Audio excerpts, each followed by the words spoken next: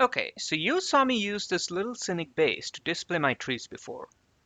I needed this small diorama to take close-up shots of my trees in natural daylight, and I thought why not make a quick video to show the basics of building scenery anyway. Compared to the trees, this took much less time and it will be a great reference for anyone planning to build realistic scenery fast and easy. So here we go.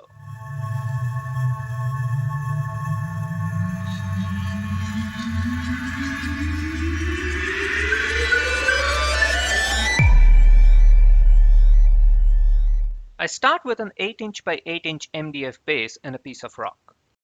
Now for larger scenery, you might want to cast your rock faces from hydrocal or something similar. But in my experience, real rocks always achieve greater realism with very little effort if you can select the right pieces. To attach the rock, I simply use hot glue gun to secure it to the base. No natural ground is perfectly flat like the MDF board. I thought of using two different techniques to achieve slight unevenness of the ground. First method, wet newsprint. I diluted white wood glue to about 40%. Then I tore a few pieces of newsprint and thoroughly soaked them in diluted glue. I pressed them on MDF so that most of the water is squeezed out. Then I covered the area with paper handkerchief. The extra tissue paper tore off easily and I removed the excess water using another paper towel. To expedite drying, I took a hair dryer and gave it a few passes for 5 minutes or so, and then left it in the sun for the rest of the day. Second method, sculpting clay. To blend the rock to the ground, I took some clay and built up the ground to the edges of the rock. Notice that the clay is thoroughly wet and very smooth so that it's easy to apply and shape it. Both these methods work nicely on wood because they bond together very nicely and create solid surfaces. Next day, both the clay and the paper base were bone dry, so I started painting the undercoat. I took some raw umber, burnt umber, and unbleached titanium white directly on the base. Then I started blending them in random patterns throughout the base, leaving only the rock.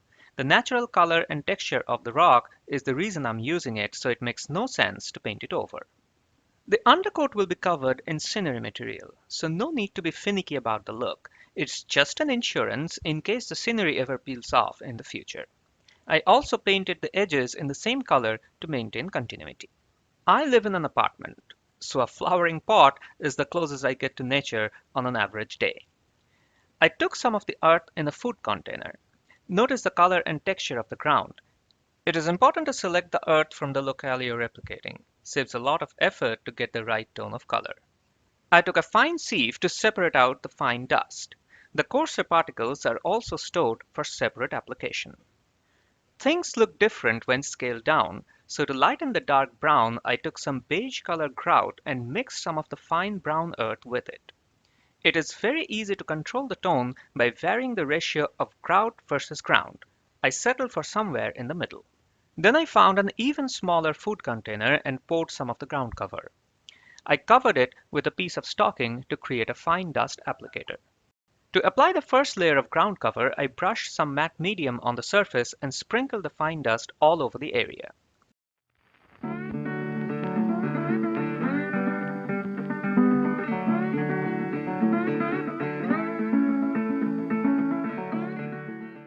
For the next layer, I added a little more brown dust in the container to bring out a darker variation.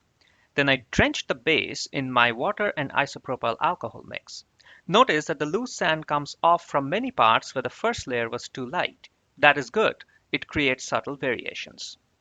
I used a tissue to remove stray water from the rock. After all, I don't want the ground cover to stick on the rock.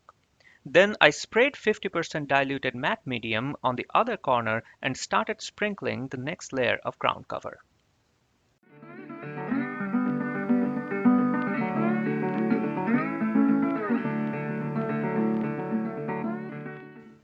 Once I achieved a full coat, I take out my hair dryer again to expedite the drying process. Notice that the earth looks much darker when wet. As it dries, it significantly lightens. Remember the two different tones we used, the second layer being much darker than the first? As it dries, the real difference and the blend of colors become apparent. It's important to keep this in mind when balancing the tones of the ground cover in your mix. How do you know if all those tiny particles of dirt are secured?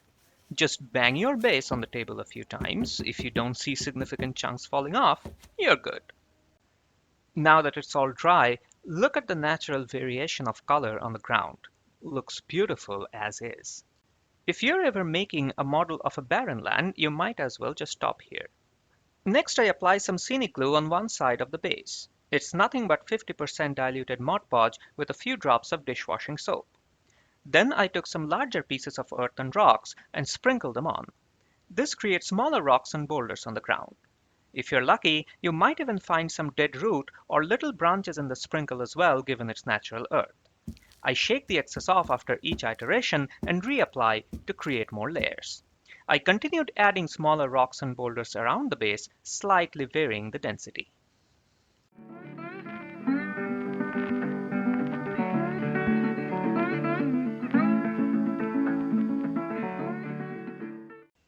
Now the real fun begins. Static grass.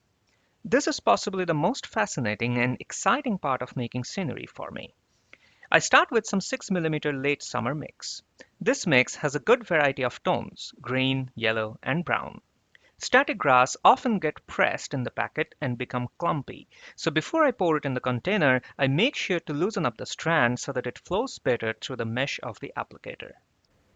Next, I fix a nail where I want to start the application.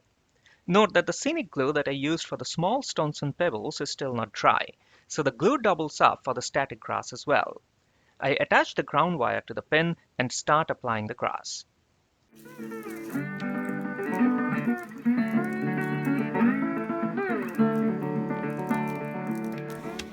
As I move on to the other parts, I had to apply additional scenic glue, but other than that, the process remains the same.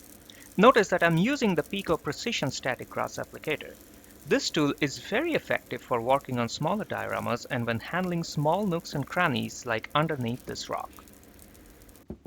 After finishing each area, I turn the base over to shed the excess and then just reuse it for the next round.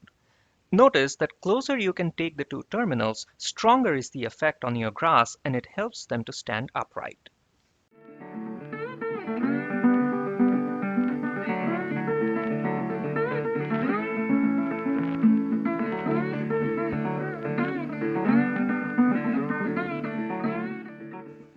The process continued for the other side, but here I applied relatively less grass.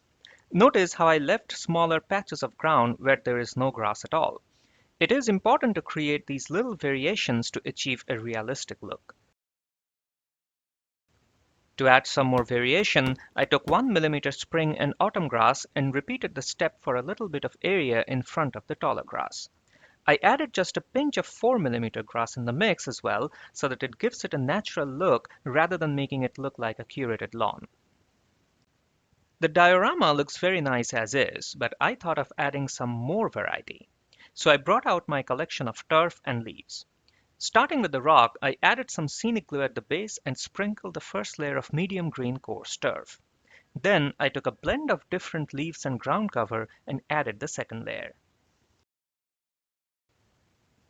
On the open ground, I applied some random patches of glue on the grass and then pressed the turf straight on the glue to secure it. I thought of adding some small trees and bushes. I drilled holes using my pin vise and secured some small and medium-sized trees. If you want to see how I made these trees, check out my How to Make a Forest video. These are from the same bunch. Link in the description below. As the final layer, I took my trusted heavy-duty hairspray, spread it on the ground, and sprinkled some dried ground almond leaves. Finally, I have a beautiful scenic diorama with natural variation of the color of the earth, slight unevenness of the ground, and a variety of grass and ground level growth. Notice that the area in the middle is intentionally left empty so that I can place my trees there and photograph them in natural light. But even without them, the diorama looks complete and self-sufficient. Hope this little demonstration was helpful for you to achieve better scenery for your diorama or model railroad. If you use other techniques to make similar scenes, let me know in the comments below. Until next time, have fun making miniatures.